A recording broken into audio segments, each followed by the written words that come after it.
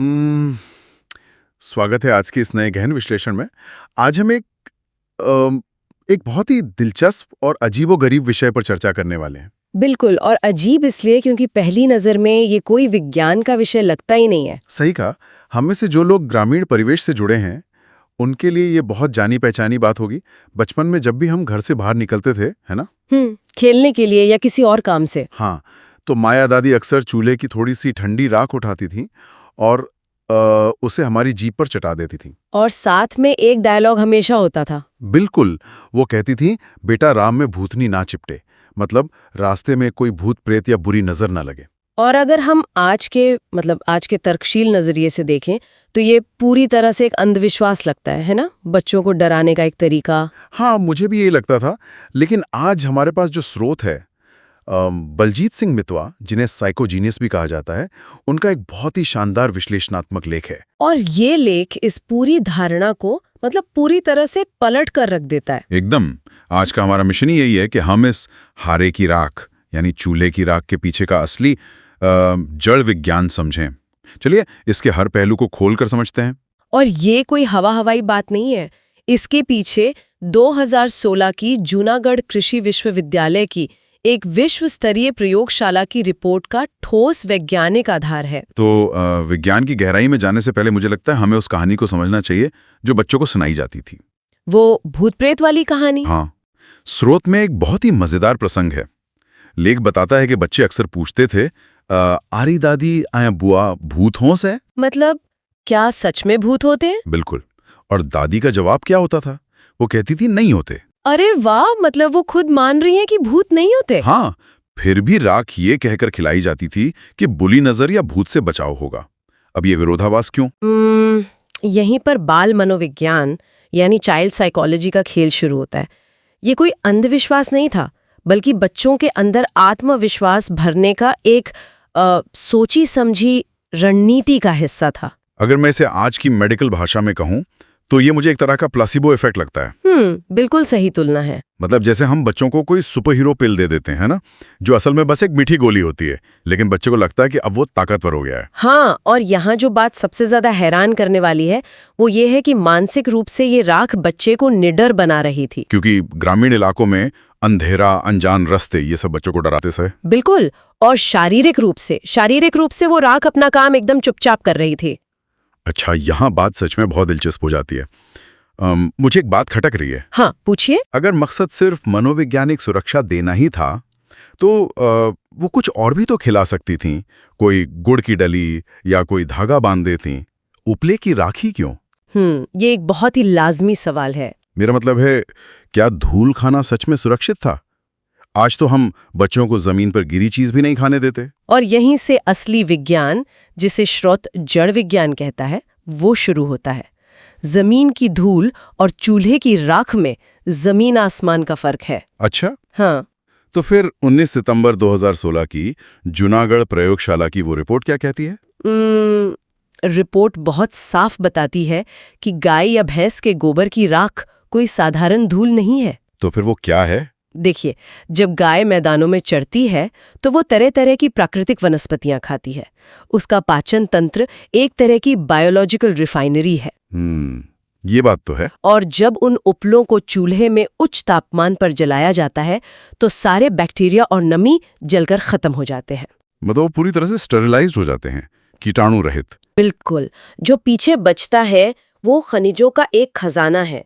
Junagadh lab के report के अनुसार इस राख में स्वर्ण और रजत यानी सोने और चांदी जैसे गुण विद्यमान है। अरे बाप रे, सोने और चांदी के गुण राख में? हाँ, विज्ञान में इसे ओलिगोडायनामिक इफेक्ट कहते हैं। ये सूक्ष्म मात्रा में शरीर के लिए बहुत कीमती होते हैं। ये तो सच में चौंकाने वाला है। और कौन से खनिज मिले उस रिपोर्ट में? उसमें लोहा यानी आयरन भरपूर मात्रा में पाया गया। आयरन? जो खून की कमी या एनीमिया को दूर करता है। एकदम सही। और हड्डियों के लिए कैल्शियम, साथ ही इम्यूनिटी बढ़ाने के लिए सिलेनियम और जिंक जैसे कीमती तत्व भी उसमें मौजूद हैं। एक मिनट, जिंक और सेलेनियम? हाँ, वही जिंक जो हम आज इम्यूनिटी बूस्टर के रूप में महंगी गोलियां खरीद कर खाते हैं। अरे वाह, मतलब कोविड के टाइम पर डॉक्टर हमें जो जिंक खाने को कह रहे थे, वो हमारी दादियां सदियों से बच्चों को राख के जरिए दे रही थी। बिल्कुल। और सबसे बड़ी बात यह है कि ये आयरन और जिंक उस फॉर्म में होते हैं जिसे शरीर बहुत आसानी से सोख लेता है। जिसे हम बायो अवेलेबिलिटी कहते हैं। हाँ, क्योंकि वो पहले ही गाय के पाचन और फिर आग की थर्मल प्रक्रिया से गुजर चुके हैं। ये कोई सिंथेटिक दवा नहीं है जो कब्ज पैदा करे। ये तो सच में दिमाग घुमा देने वाली बात है। लेकिन सिर्फ घर से बाहर जाते वक्त एक चुटकी राख खाने से क्या इतना आयरन मिल जाता होगा? नहीं। अगर हम इसे एक बड़े परिप्रेक्ष्य से जोड़कर देखें तो ये राख सिर्फ बाहर निकलते वक्त ही नहीं दी जाती थी। तो और कैसे इस्तेमाल होती थी? लेख बताता है कि इसे ग्रामीण जीवन शैली के हर हिस्से में इस तरह पिरोया गया था कि लोगों को पता भी न चले। अच्छा, कैसे? जैसे गोबर की थेपड़ियों पर यानी उपलों पर रोटियां पकाना। तो राख उड़कर रोटियों में लग जाती थी। बिल्कुल, और उसी राख से रसोई के बर्तन मांजना, ये सब इसी विज्ञान का हिस्सा था। तो जब बर्तन मांजे जाते थे तो राख के कुछ सूक्ष्म कण बर्तनों पर रह जाते होंगे। हाँ, और जब उनमें खाना पकाया या खाया जाता था तो सूक्ष्म मात्रा में राख स्वतः ही पेट में जाती रहती थी। तो इस सब का असल मतलब क्या है? अगर मैं इसकी तुलना आज की दुनिया से करूं तो ये मुझे आज के फोर्टिफाइड फूड्स जैसा लगता है। Fortified foods? हाँ, जैसे आज हम आयोडीन वाला नमक या आयरन वाला आटा बाजार से लाते हैं, है ना? सही कहा। क्या हमारी दादियों ने बिना किसी आधुनिक लैब के घर की रसोई में ही एक ऐसा अदृश्य मिनरल सप्लीमेंट डिलीवरी सिस्टम बना लिया था? बिल्कुल, यही तो इस लेख का केंद्रीय भाव है। भारतीय लोक परंपराएं सिर्फ अंधविश्वास नहीं है। तो वो क्या है? वो अनुभवजन्य विज्ञान है, जिसे हम एम्पिरिकल साइंस कहते हैं। अनुभवजन्य विज्ञान। सादगी की मूर्तियों यानी हमारी जननी माँ और दादी माँ के पास कोई आधुनिक प्रयोगशाला तो नहीं थी, लेकिन उनके पास प्रकृति के साथ जीने का वो जड़ विज्ञान था जिसे आज का आधुनिक विज्ञान भी नमन करता है। ये बहुत ही गहरी बात है। मुझे लगता है कि बलजीत सिंह मिथवा, साइकोजीनियस, और उनके मार्गदर्शक गुरु चंद्रगिरी महाराज का इस बात को सामने लाना बहुत अहम है। हाँ, उन्होंने इस छिपे हुए विज्ञान को दुनिया के सामने रखा है। तो चर्चा को समेटते हुए हम कह सकते हैं कि एक साधारण सी लगने वाली राख की चुटकी में विज्ञान का पूरा संसार सिमटा हुआ था। बिल्कुल, ये जानकारी हम सबके लिए बहुत मायने रखती है। और वो इसलिए क्योंकि ये हमें सिखाती है कि हम अपनी पुरानी पीढ़ियों की सादगी को, उनके जीने के तरीके को अज्ञानता समझने की भूल ना करें। सही कहा। ज्ञान सिर्फ किताबों में या लैब के टेस्ट ट्यूब में नहीं होता।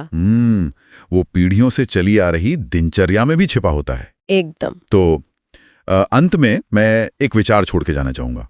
बताइए। सोचकर देखिए, जिस चीज को सिर्फ राख और अंधविश्वास मानकर हमने अपनी रसोई और अपनी जीवन शैली से बाहर निकाल फेंका, हाँ, उसमें जिंक और सेलेनियम जैसे वो कीमती तत्व छुपे थे, जिन्हें आज हम बाजार से महंगी गोलियों के रूप में खरीदते हैं। ये सच में एक बहुत बड़ी विडंबना है। तो अगर एक चुटकी राख में इतना गहरा विज्ञान था, है ना, तो हमारी ऐसी और कितनी पुरानी रोजमर्रा की आदतें होंगी जिन्हें हमने पिछड़ापन मान लिया। बिल्कुल, जिन्हें हमने पिछड़ापन मानकर छोड़ दिया, लेकिन असल में वही हमारे आज की कई स्वास्थ्य समस्याओं का एकदम सटीक समाधान हो सकती हैं। ये तो सच में सोचने वाली बात है। हमें अपनी जड़ों की तरफ दोबारा लौटना होगा।